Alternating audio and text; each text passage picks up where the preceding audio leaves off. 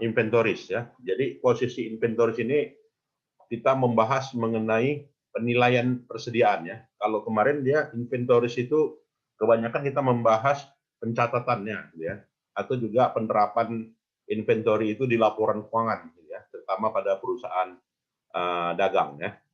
Nah, sekarang kita lihat nah kelas-kelas dari inventory. Nah, kelas dari inventory itu 3 ya. 3 kalau di manufaktur ya, artinya di neraca perusahaan ya, statement of financial position, posisi persediaan itu disebut dengan raw material, work in process, dan juga finished good gitu ya.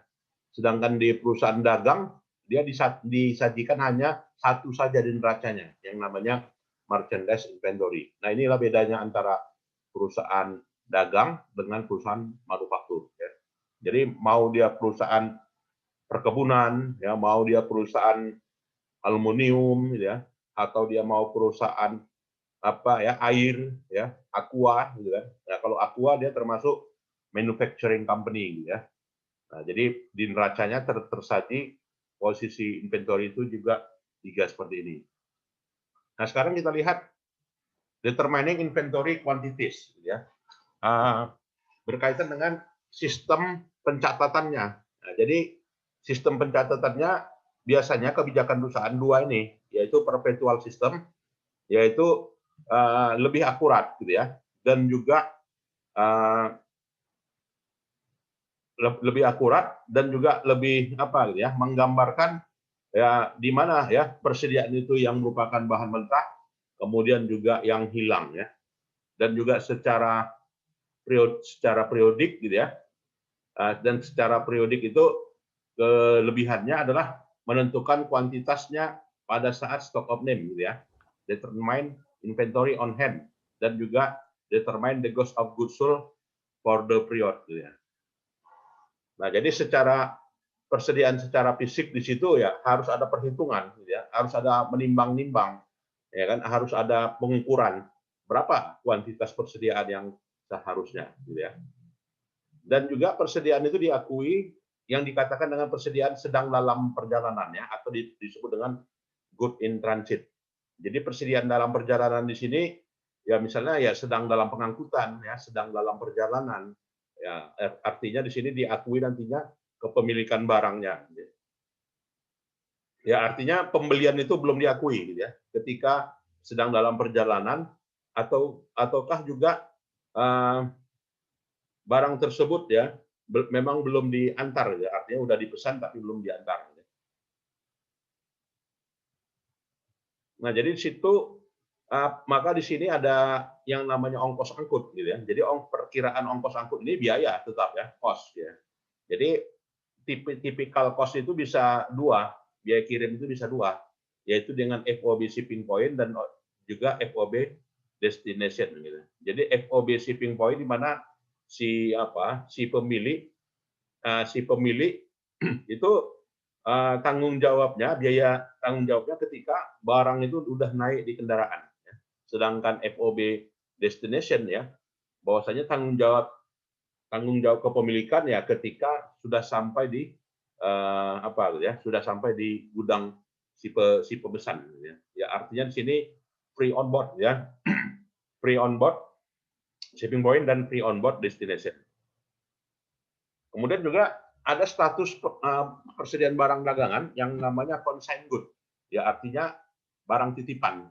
Ya, jadi barang titipan di situ kategorinya apa? Sebagai apa? Ya, sebagai inventory juga. Ya, misalnya barang titipan itu kalau kita misalnya beli air minum isi ulang ya, yang dibeli apanya ya? Yang dibeli airnya ya. Sedangkan botolnya tidak ya. Ya artinya ketika kita mau beli air minum isi ulang ya ditukar terlebih dahulu gitu ya, bawa botol lama gitu kan, ditukar dengan botol baru, maka kedudukan dari botolnya di situ sebagai apa gitu ya, sebagai barang titipan gitu ya. Ya atau misalnya teh botol sosro gitu ya. Ya jadi yang diminum itu adalah harganya adalah harga dari tehnya gitu kan? Bukan harga dari teh dan botolnya ketika kita misalnya beli gitu ya, teh botol sosro minuman, artinya status dari botolnya sebagai barang titipan ya, consigned good. Nah, ini kita lewatkan. Nah, sekarang kita lihat bagaimana aliran persediaan itu ya dan dampaknya juga ke laporan keuangan ya. Dan jadi dampaknya bahwasanya persediaan itu kalau dalam perusahaan dagang ya artinya relatif signifikan ya Bapak Ibu ya. Besar nilainya. Ya artinya harus dihitung for at cost ya. Jadi at cost di sini berdasarkan biayanya gitu ya. Ya artinya di sini berapa ya nilai dari persediaan barang dagangan itu yang merupakan harganya yang siap jual gitu ya. Artinya di situ at cost di sini berdasarkan pada unit cost-nya. Ya jadi kalau misalkan teh botol sosro gitu, berapa harga per unit jualnya? Ya misalnya 3.000, walaupun nanti di kios-kios dijual 5.000 misalnya ya.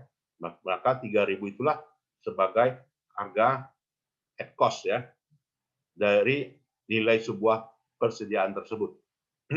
Nah, jadi di sini dalam menentukan pembiayaan, ya menentukan cost, itu ada kita menganut metode yang namanya metode specific identification dan juga metode cash flow assumption. Nah, jadi metode identifikasi khusus dan metode asumsi aliran kas, gitu ya. Nah, jadi contohnya metode specific identification ini cenderung untuk misalnya barang yang terkenal teknologinya cepat, ya teknologinya perkembangannya sangat cepat, atau juga barang yang sifatnya tersier, gitu ya. Jadi lebih tepat menggunakan metode penilaian persidannya dengan specific identification.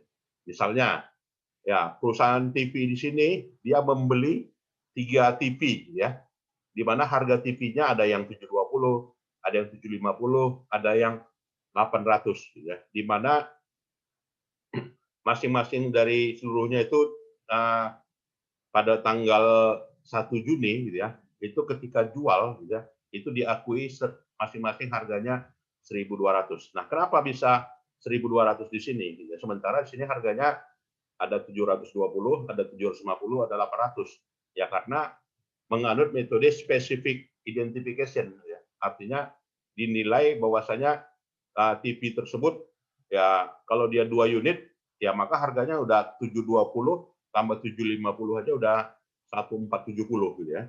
Atau misalnya 750 ditambah 800 sudah harganya 1550 gitu. Nah, kenapa dalam hal ini 1.200 gitu. Ya karena ada metode penilaian khusus. Ya dianggap bahwasanya pasarannya gitu ya, sedang harga pasarnya memang bukan lagi mencerminkan harga pembeliannya. Nah, jadi di situ dikatakan metode specific identification. Maka harganya kedua unit itu adalah 1.200, bukanlah 1.470. Kenapa? Ya karena ya kondisi pasarnya memang demikian. Ya. Jadi kalau misalkan dijual berdasarkan pada harga beli nggak laku, ya kan? Kurang peminat. Maka penilaian persediaannya adalah metode specific identification. Nah itu ya, itu dia dikatakan specific identification, Bapak Ibu ya. Jadi metode specific identification di sini ya menentukan dari total nilai ending inventory. Ya. Kemudian juga ada metode lain, yaitu yang dinamakan metode FIFO, gitu ya, first in first out, dan juga metode average cost, Bapak Ibu. Nah, jadi metode FIFO dan metode average cost ini recommended internasional memang ya dalam menentukan metode persediaan. Kalau saya yakin kalau banyak perusahaan itu pasti banyak menggunakan metode average, gitu ya. Ya, saya berdasarkan catatan-catatan perusahaan yang saya lihat, ya, artinya di laporan keuangan, ya, rata-rata pakai metode average, ya. Dan di sini ada metode lain yang sudah tidak berlaku lagi, ya tidak sesuai dengan standar internasional, seperti misalnya LIFO. Nah, LIFO itu udah nggak recommended lagi, gitu ya, berdasarkan pada standar IFRS. Nah, jadi specific identification boleh, ya, FIFO boleh, average boleh, gitu ya. Nah, inilah dia asumsi dengan ya asumsi aliran biaya, yaitu ya sebagai berikut gitu ya. Di sini persediaan barang dagangan awal 1.000 ya. Tanggal 15 beli lagi. Ya, tanggal 24 beli lagi. Tanggal 27 beli lagi. Jadi total ya total barang yang siap dijual 12.000 ya. Sedangkan unit persediaan akhir 45 ya. Jadi total terjualnya 55. Oke ya.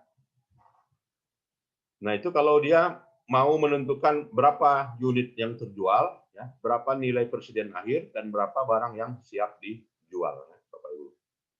Nah, jadi dalam FIFO itu metodenya adalah first in first out, artinya barang yang pertama masuk itu sebagai harga beli, ya, harga beli dari persediaan tersebut. Nah, inilah contohnya FIFO, Bapak Ibu. Nah, ketika misalkan suatu perusahaan punya stok barang seperti ini, dia punya persediaan barang dagangan awal ini, kemudian juga nilai pada saat pembeliannya seperti ini. Jadi dia punya barang 12.000 ya, dengan total unitnya 100. Nah, ketika misalnya mau menentukan nilai persediaan akhir, ya, maka misalnya persediaan akhirnya ada 45 tadi Bapak Ibu ya. Jadi 45 itu adalah diambil yang sisa gitu ya. Karena apa? Karena yang unitnya 10 tanggal 1 sudah dijual ya. Tanggal 15 sudah dijual. Tanggal 24 sudah dijual gitu ya. Dijual pun 25 gitu ya. Artinya 55 terjual gitu ya. Sisanya 45. Nah, gitu ya. Jadi sisanya 45 itu ya tanggal 27 November itu 40, harganya 130 ya. Tanggal 24 Agustus ya sisanya 5, harganya 120. Jadi nilai persediaan akhirnya 40 tambah 5 ya totalnya 5.800. Nah, sementara harga pokok penjualan gitu ya. Harga pokok penjualannya 12.000. Jadi 12.000 dikurangi dengan ending inventory yang harga pokoknya adalah 6.200. Silakan Bapak Ibu kalau ada yang mau diskusi di sini. Pak, izin bertanya Pak. Ya, ya. Yang metode FIFO tadi Pak kan, misalkan dari unit yang pertama masuk itu Pak kan 10 unit Pak. Ya. Yang kedua kan 20 unit Pak. Jadi ya. kita anggap itu stok ada 30. Ya. Ketika yang antara stok yang 30 ini itu bersamaan datangnya Pak. Artinya mungkin gudang menerima secara bersamaan. Apakah harga dari masing-masing 110 dengan 120 itu Pak sifatnya harus ada didahulukan atau diambil rata-rata itu Pak apabila barang itu memang masuknya bersamaan atau bagaimana? Ya. Jadi memang persediaan barang dagangannya sama datang, tetapi nomor PO kan berbeda. Nomor purchase order. Nah, makanya kan nomor purchase order itu harus selalu dinomori, Bapak Ibu ya. Nah, jadi dia dinomori berdasarkan nomor PO. Jadi pada saat PO berapa nilai pembelian. Nah, jadi kita pasang harganya adalah harga sesuai dengan purchase order. Kan purchase order itu nggak mungkin sama ya. Ya, pasti berbeda dia, Pak. Ya, karena dia berbeda maka yang kita pegang adalah harga purchase order. Jadi di sini ya tanggal 15, tanggal 1 dengan tanggal 15. Udah pasti ini tanggal 1 PO-nya lebih duluan dibanding dengan tanggal 15. Artinya ini udah nomor yang berbeda gitu ya. Nah, jadi walaupun barangnya sama datangnya dikirim sekalian gitu kan, tetapi harganya berbeda berdasarkan pada purchase order. Walaupun harganya sama gitu ya. Nah, itu ya Bapak Ibu ya. 12 ya.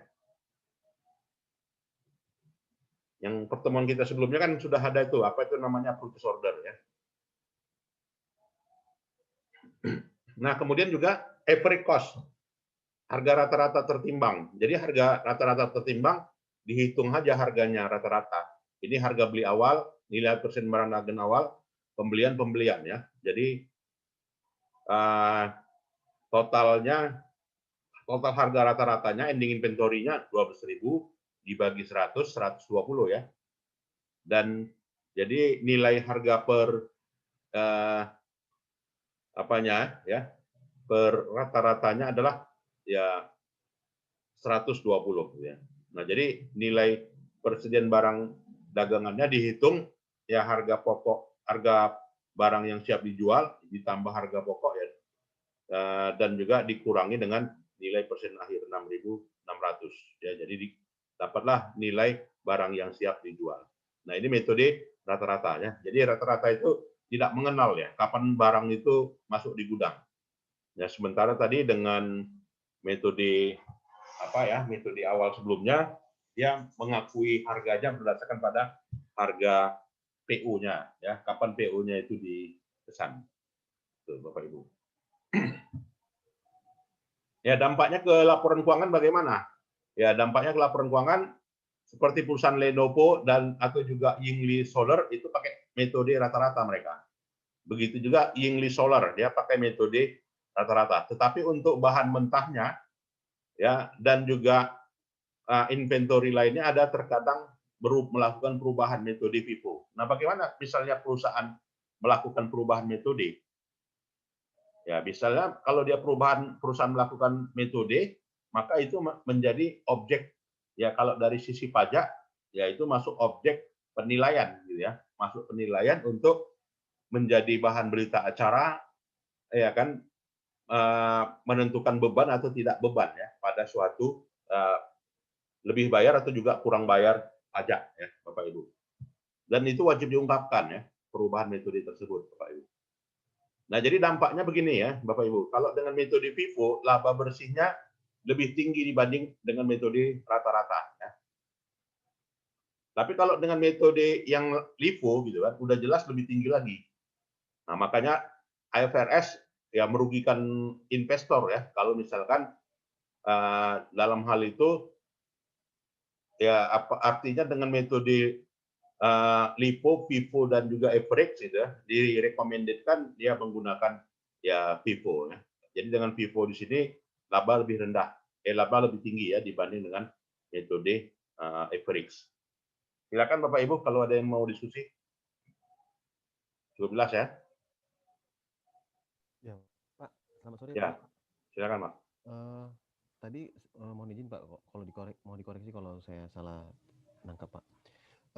Tadi ada Bapak sebutkan tentang specific identification, Pak. Ya. Di specific identification ini kan, Pak, dia mencantumkan harga produk itu, ada perbedaan antara harga HPP dengan harga salesnya, Pak. Betul. Nah, itu perlakuannya apakah di semua produk mereka atau produk-produk tertentu, dan apakah itu sifatnya konsisten, Pak? Ya. Pak. Ya, Pak. Nah, jadi untuk specific identification itu ada penilaian khusus dari kebijakan perusahaan gitu, Pak ya. Artinya misalnya kalau misalkan radio transistor, ya kan kalau mau dijual stok barang yang 3 tahun lampau atau 4 tahun lampau harganya lebih tinggi. Ya kan harganya kemahalan gitu Pak ya kalau dijual sekarang. Siapa yang mau pakai radio transistor sekarang ini gitu kan? Kan nggak ada gitu kan. Nah, jadi kalau misalkan harganya itu ditetapkan berdasarkan pada harga belinya, nah tentu saja pembeli nggak jadi beli gitu kan Pak ya. Nah, jadi metode specific identification itu dia untuk barang-barang khusus. Jadi pada saat tertentu barang-barang khusus itu ditentukan harganya berdasarkan pada nilai pasarnya, gitu kan? Atau berdasarkan pada nilai khususnya, karakteristik khususnya, ya, yang dimana secara spesifik ya harganya nggak memungkinkan lagi, gitu kan, untuk menyesuaikan atau juga menyamai dengan harga pada saat pembelinya. Itulah dia yang dikatakan metode specific identification. Showroom mobil, ya kan showroom mobil bekas. Yeah. Itu mana mungkin dia pakai FIFO ya kan, atau metode average. Pasti dia pakai specific identification showroom mobil. Kenapa? Karena kan dia akan tentukan secara spesifik mobil second Innova yang warna hitam dengan yang warna putih dengan tahun yang sama, mana harga yang lebih tinggi? Misalnya. Kan berbeda ya Pak ya? Ya berbeda kenapa? Selera pasar. Ya, pasar menghargai warna, misalkan yang hitam lebih mahal dibanding yang putih. Ya, selisihnya 10 juta. Padahal tahunnya sama gitu kan. Nah, itu tahunnya sama. pajaknya sama. Nah, itu artinya metode specific identification berdasarkan judgment-nya, ya, berdasarkan penilaian pasarnya, Pak ya. Nah, itu specific identification. Untuk barang-barang khusus lah, dengan kata lain. Gitu, Pak. Barang-barang khusus ya, misalnya kan Pak, bisa jadi kalau kayak makanan yang produknya mendekati masa expired, mungkin kan supaya bisa laku, tentu dia nggak bisa pakai harga mula-mula. Ya, pasti betul, Pak. Diskon tertentu supaya dia pasar Betul, bisa Pak. menyerap barang mereka ya Pak ya. Betul, Pak. Atau mungkin barang-barang dengan kondisi yang by product gitu ya Pak ya. By product lah. Oh iya, baik Pak. Terima kasih Pak. Betul, Pak. Nah, jadi dampaknya kalau dia metode FIFO itu akan memberikan pajak yang besar. Ya, jadi FIFO method in the period inflation ya, di mana cost dialokasikan berdasarkan pada current cost-nya. Ya. Jadi dampaknya udah pasti ya ke pajak, dengan FIFO lebih besar pajaknya. Dengan metode LIFO pajaknya lebih rendah. Nah, jadi walaupun di ketentuan perpajakan makanya perusahaan banyak menggunakan ya metode rata-rata gitu ya. Disebabkan itu tadi ya bahwasanya dari sisi perpajakan mungkin bisa menghemat gitu ya.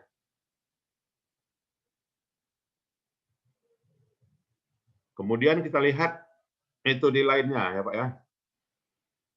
Nah, ini contoh ya bagaimana metode FIFO tersebut. Ya. Di mana metode FIFO tersebut bahwasanya catatan akuntansi persediaan barang dagangan awalnya 4.000, harganya 3 ya. Belinya nilai pembeliannya 6.000 unit, harganya 4. Ya, penjualannya 7.000 unit dengan harganya 12 ya. Tentukanlah dengan metode FIFO ya, dan juga tentukanlah dengan metode average method ya, Bapak Ibu. Maka tersaji sebagai berikut. Ya. Ya, tersaji sebagai berikut harga pokoknya. Ini dengan metode FIFO. Ya, silakan Bapak Ibu amati dulu ya kan, dan kita break 7 menit.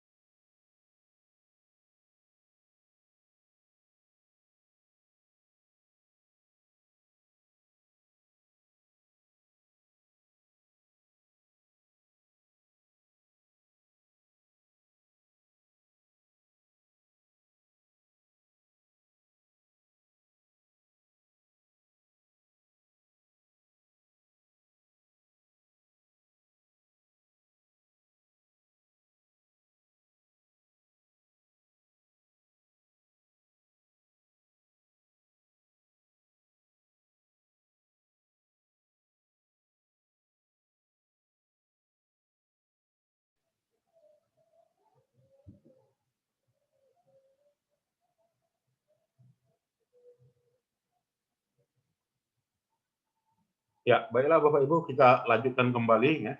Jadi dengan nilai metode FIFO, maka barang yang siap dijual yang mana?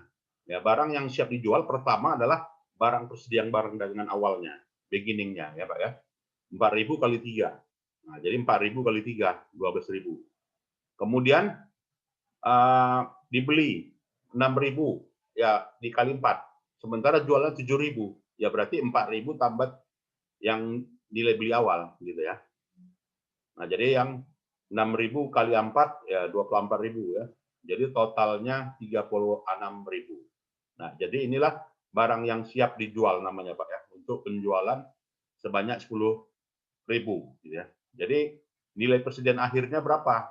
Ya nilai persediaan akhirnya karena tadi dijualnya 7.000 gitu ya, maka 3.000 lagi kan sisanya. 3.000 lagi sisanya di sini. Karena dia 7.000 dijual, stoknya ada 10.000. Ya, 3.000 lagi sisa. Maka 3.000 lagi persediaan akhir namanya ya. Ya, persediaan akhir itu inilah ya 3.000. Dikalikan harga persediaan terakhir. Harga persediaan terakhir, yaitu harganya 4. Bukan harga 3 ya. Kenapa? Harga 4. Kenapa bukan harga 3? Karena ini udah habis. Nah, ini udah habis Pak ya, yang di harga pembelian awal. Nah, jadi dia 3.000 kali 4, 12.000. Nah, itulah Bapak Ibu ya.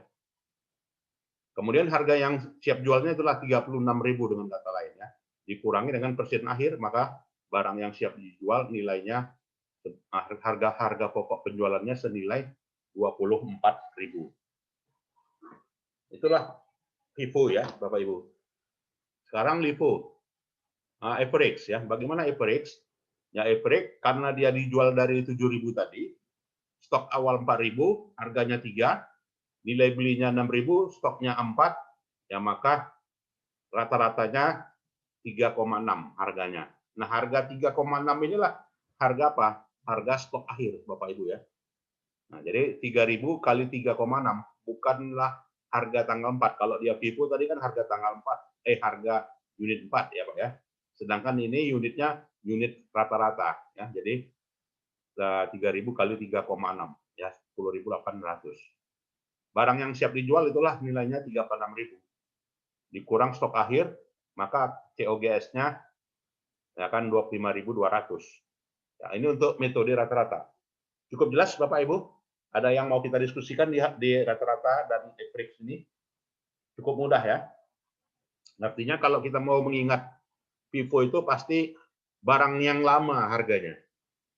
Ya barang yang paling lama itulah dijadikan harga jual. FIFO ya Pak ya. Kalau metode rata-rata bukan yang lama sebagai harga jualnya, tetapi harga rata-ratanya. Nah, itu memudahkannya. Membedakannya. Ya Pak. Itu yang 3,60 dapatnya dari 3 tambah 4 ya Pak, dibagi 2 gitu. Betul.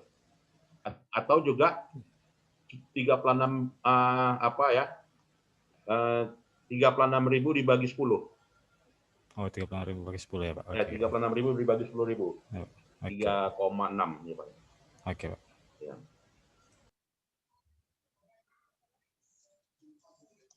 Kemudian kita lihat Bapak Ibu, ya bagaimana dampaknya ke laporan keuangan. Nah, jadi ada namanya dampaknya kalau misalnya persediaan rusak.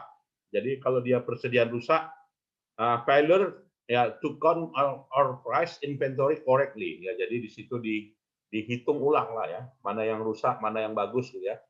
Jadi kelengkapannya ya tinggal di apakah dan juga untuk barang yang sedang di dalam perjalanan ya, good in transit. Misalnya SPBU gitu kan. SPBU itu pesan barang ya. Pesan BBM, order BBM gitu kan dari UMPS Belawan gitu kan, sedang dalam perjalanan. Nah, kan sering itu. Sementara sekali kirim 20 tangki, 30 tangki ya, semua dalam perjalanan. Jarang yang ditimbun. Yang ditimbun kan sedikit ya kan.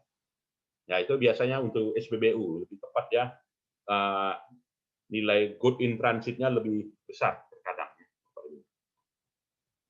Dampaknya ke laba rugi bagaimana? Nah, dampaknya seandainya nilai persediaan barang dagangan awalnya kerendahan, ya, understate beginning inventory, ya kan, Ya, ketika nilai kerendahannya, nilai persediaan barangnya terlalu rendah, maka harga pokoknya terlalu rendah, labanya pasti terlalu tinggi.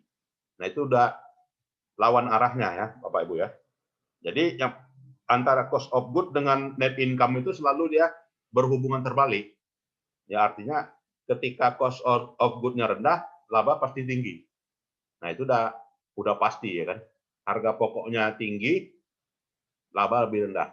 Nah, itu kebalikannya. Jadi dampaknya kalau misalkan persediaan barang dagangan awalnya terlalu tinggi gitu ya, maka harga pokoknya terlalu tinggi, labanya terlalu rendah. Ya, seandainya nilai persediaan akhirnya terlalu rendah, maka harga pokoknya terlalu tinggi, net income-nya terlalu rendah. Seandainya nilai persediaan barang dagangannya terlalu tinggi, maka harga pokoknya terlalu rendah. Ya, dan juga laba bersihnya terlalu tinggi.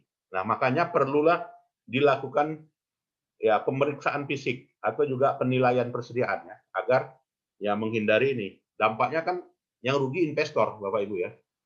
Yang rugi ya perusahaan kalau misalkan salah hitung. Dampaknya ke laba. Nah, inilah dia, Bapak Ibu. Ada yang mau kita diskusikan? Silakan, Bapak Ibu.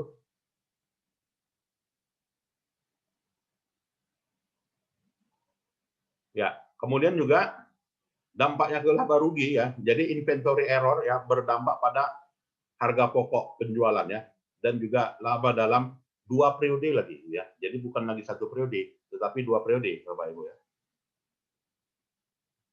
Jadi kesalahan dalam menilai persediaan dalam 1 periode gitu ya, itu akan berdampak terhadap laba bersih di periode yang akan datang. Ya, kenapa dia berdampak? Contohnya ini, Pak ya. 2019 dengan 2020. Nah, yang di 2019 salah hitung. Salah hitungnya apa? Terlalu tinggi, 3.000. Dampaknya pasti apa? Ke berikutnya, ya, ke harga pokok berikutnya. Jadi dia ke harga pokok berikutnya ini dia karena dia berhubungan ya. Persediaan barang dagangan akhir tahun lalu menjadi persediaan barang dagangan awal tahun depan. Nah, makanya berhubungan. Ya dampaknya apa? Terlalu overstate gitu ya. Nah, di sini dia. Dampaknya pasti punya hubungan 2 tahun ya. Jadi kita masalah persediaan ini memang harus valid ya. Artinya mendekati yang sesungguhnya ya, Bapak Ibu. Bagi perusahaan ya, inventory itu sangat penting. Karena dampaknya ke 2 laporan keuangan. Silakan Bapak Ibu kalau ada yang mau kita diskusikan.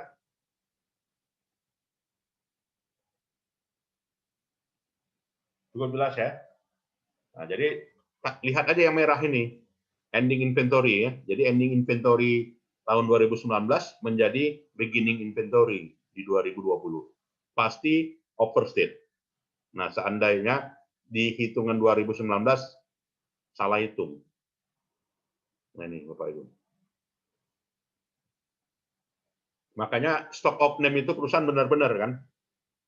Jarang yang stock of name itu apa ya? Tidak apa gitu ya. Tidak serius. Nah, berikutnya dampaknya ke laporan keuangan ya. Seandainya ending inventory itu salah hitung ya, artinya terlalu tinggi, maka di aset akan terlalu tinggi ya. Di liabilities nggak nampak ya. Di ekuitas ya terlalu tinggi disajikan nilai ekuitas. Seandainya ending inventory itu terlalu rendah, ya maka di aset akan terlalu rendah. Di hutang tidak ada ya. Di ekuitas terlalu tinggi. Nah, ini kasus ya, kita lihat ya dampaknya. Kita abaikan aja ya, Bapak Ibu.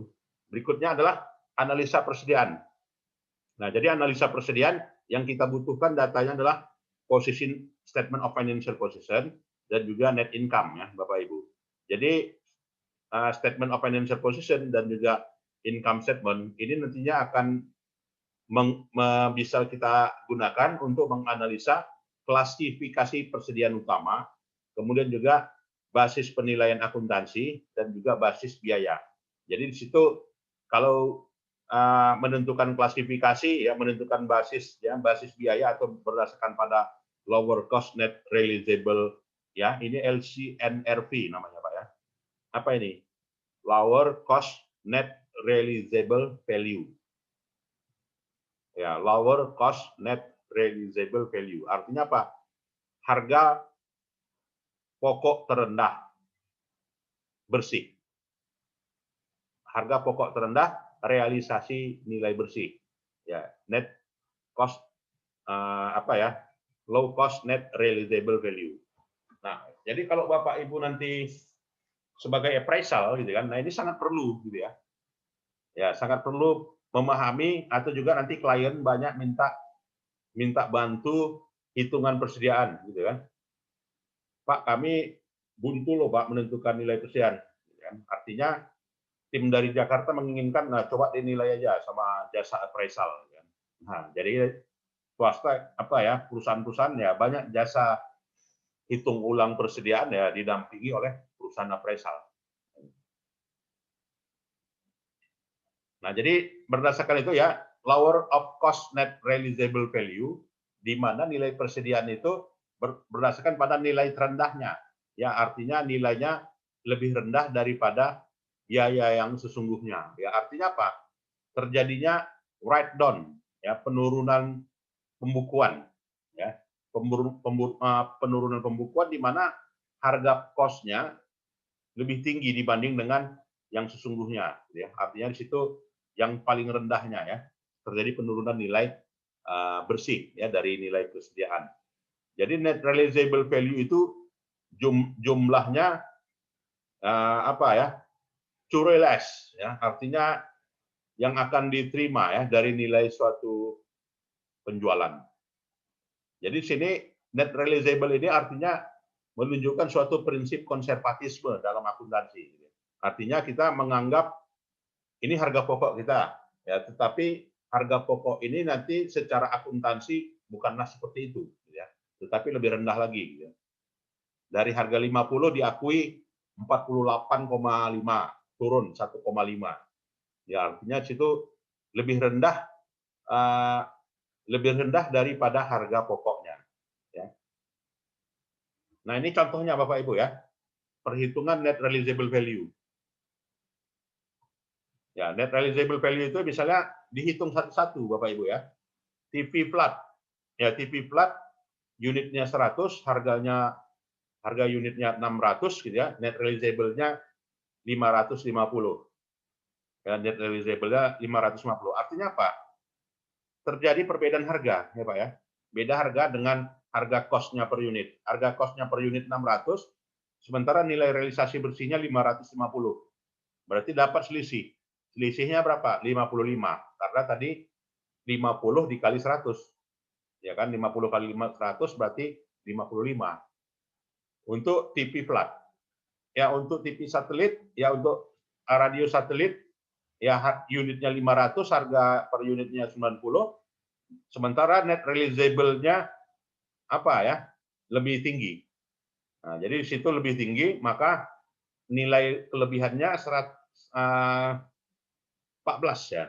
14 kali 500, 45.000 dapat ya. Dan jadi dapatlah nilai realisasi bersihnya. Jadi dapatlah nilai realisasi bersihnya 155.800 dari total inventory yang ada ya. Jadi totalnya itulah, total selisihnya itulah yang dikatakan dengan lower of cost of net realizable value. Bapak Ibu ya. Ada yang mau kita diskusikan? Ya, Pak. Ya, Pak. Pak, dari mana kita menentukan net realizable value ini, Pak? Ya, ini kan dia apa ya, Pak ya? Seperti mirip dengan metode spesifik ya, Pak. Oh, ya. Oh, ya, dari pasaran ya, Pak. Harga pasarannya ya. Ya, artinya kalau TV radio satelit banyak nggak peminat ya? Banyak ini ya peminatnya. Artinya banyak orang beli. Tapi kalau DVD nggak mau lagi orang beli sekarang, gitu kan? DVD, ngapain beli DVD? Mendingan lihat YouTube katanya kan? Kita nggak perlu lagi DVD. Nah, lihat YouTube aja, semuanya kita sudah internet, gitu kan? Kita punya langganan IndiHome, gitu kan? Ngapain lagi pakai DVD? Kecuali ada pertimbangan khusus. Dia nilai, wah kalau pakai YouTube, laptop yang rusak, gitu kan, karena prosesor jalan terus. Ya, jadi kalau kita mau mutar, ya orang mau mutar film, gitu kan, dari YouTube itu beban kerja yang berat itu bagi laptop, gitu ya. Tapi kalau DVD enggak, gitu ya. Yang bebannya ya DVD-nya, ya laptopnya tidak, gitu kan. Ya artinya dihitung satu persatu pasarnya, gitu kan. Itu lower of cost net realizable value. Jadi di situ analisanya adalah high inventory level, nilai inventory yang tertinggi, dan juga nilai inventory yang terendah. Nah, itulah ya dasar penilaiannya. Dan dibandingkan. Nah, kemudian juga dalam analisa persediaan ini, ya kita ada menggunakan analisa inventory turnover dan days in inventory. Ya, artinya apabila inventory turnover-nya tinggi, yaitu perbandingan antara cost of goods sold dengan rata-rata inventory-nya lebih tinggi, bagi kinerja marketing bagaimana? Baik atau bagus, baik atau kurang kalau inventory turnover tinggi? Nah, ini inventory turnover, Pak ya. Baik, Pak. Baik ya, Pak ya, tinggi. Ya, artinya apa? Tingkat perputarannya tinggi ya. Andai dia jual. Barang di gudang tidak sempat mengendap lama. Nah, dengan kata lain seperti itu, Pak ya. Jadi cost of goods sold dibagi average inventory.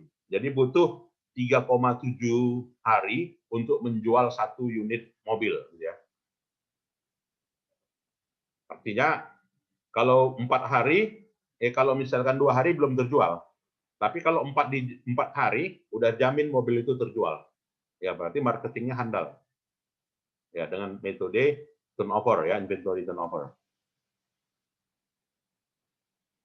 Nah, berikutnya nah inilah perbandingan antara net ya lower cost net realizable value dan inventory turnover, Bapak Ibu ya. Jadi lower cost net realizable value itu apa ya? Sangat ditentukan dari inventory turnover. Ya artinya dampaknya ke inventory turnover. Ya, berikutnya kita lihat next slide. Ya, bagaimana penerapan aliran biaya dengan metode perpetual? Nah, jadi perpetual di pertemuan kita sebelumnya itu setiap 1 unit produk harus dihitung harga jual dan harga pokoknya. Itu ya, Pak ya. Berbeda dengan sistem periodik. Ya, kalau dia periodik, kapan diakui nilai harga pokoknya? Ya, ketika ada perhitungan yang namanya stock opening. Nah, itu bedanya ya. Nah, sekarang kita perpetualnya. Jadi perpetual method di sini ya, ini contohnya ya beginning inventory, ya purchase, sales 55. Ya, jadi kalau misalkan diilustrasikan dengan sistemnya FIFO, udah pasti ya, jual 55 ini harganya berapa? Ya, jual 55 itu pertama keluarkan 10, harganya 100. Kemudian keluarkan 20, harganya 110.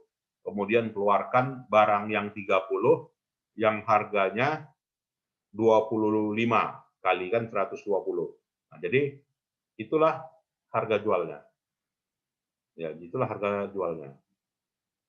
Maka hitungannya ini. FIFO ya, Pak.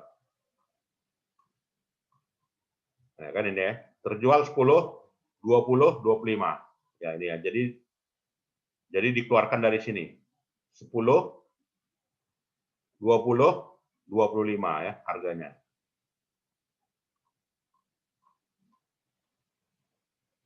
Oke. Nah, ini kan metode perhitungan FIFO. Nah, sehingga nilai presiden akhirnya inilah ya.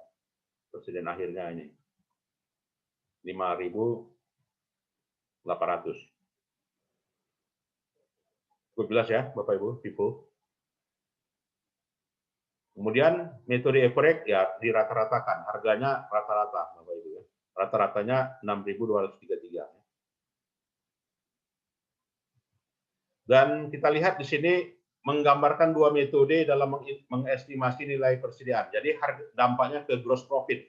Ya, jadi gross profit itu net sales dikurangi dengan estimasi gross profit, dapatlah estimate cost of goods sold ya. Jadi cost of good available for sale dikurangi estimate cost of good, dapatlah estimate cost ending inventory. Nah, jadi gross profit itu ya ini net sales dikurangi dengan HPP, Pak ya. Itu namanya gross profit. Ketika HPP dikurangi dengan sales, maka dapatlah gross profit. Kalau menghitung harga pokok, ya harga pokok net sales dikurangi gross profit. Ya, gross profit, dapatlah harga pokok. Nah, jadi setelah menentukan dapat harga pokok, selanjutnya adalah menentukan nilai persediaan akhir. Persediaan akhir dari mana? Beginning inventory tambah barang yang siap dijual, dapatlah barang yang siap dijual dikurangi dengan persediaan kurangi dengan HPP, dapatlah persediaan akhir. Nah, itu analisa gross profit ya, Bapak Ibu.